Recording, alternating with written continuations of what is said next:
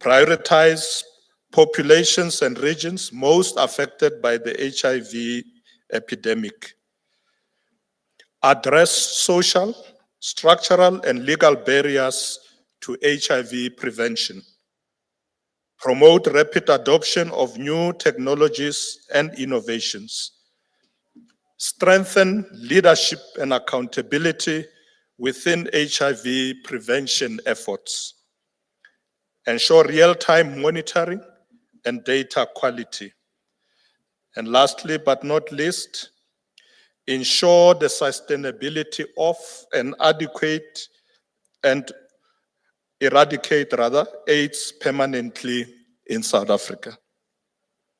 Ladies and gentlemen, the year 2025 also marks the midterm review of the National Strategic Plan for HIV/AIDS, TB, and STIs for the period, as I said earlier, 2023 to 2028.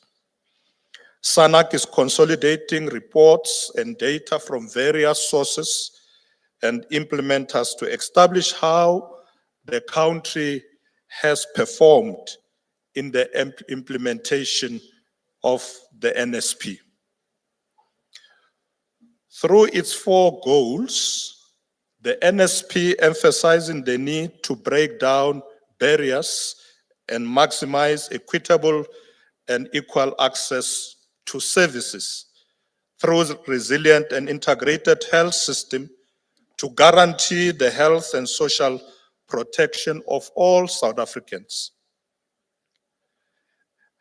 As we have often said as SANAC, this NSP has been a game changer in many ways. It was developed using lessons from the COVID-19 pandemic and is therefore pandemic ready. It also goes further into the social and structural causes of 3 epidemics. That's HIV, tuberculosis, and STIs.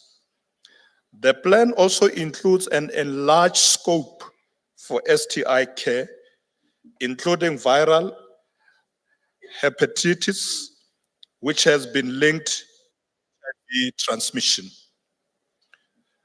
This is also the last NSP to usher us into the year 2030. We are therefore hoping for a good story to tell once the midterm review report is published, and it will give us an indication of what to improve as we forge ahead towards Agenda 2030. Nevertheless, we must remember that behind all reports and statistics and behind every policy, there are real people. Individuals with hopes and dreams, families and friends, each deserving our compassion and our commitment to their well-being. Let us use this conference as a platform to share our knowledge, our experiences, and our best practices. Let us listen, learn, and collaborate in ways that review our resolve and inspire our actions. This conference provides an opportunity for all voices to be heard, especially from people at the front line. As government, we will not disregard these voices, and we are committed to enhancing our efforts to address the issues associated with the management of these 3 epidemics.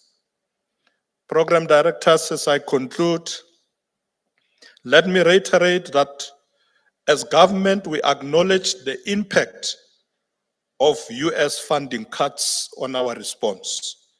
Even so, our government is diligently working to preserve our achievements in the fight against HIV/AIDS.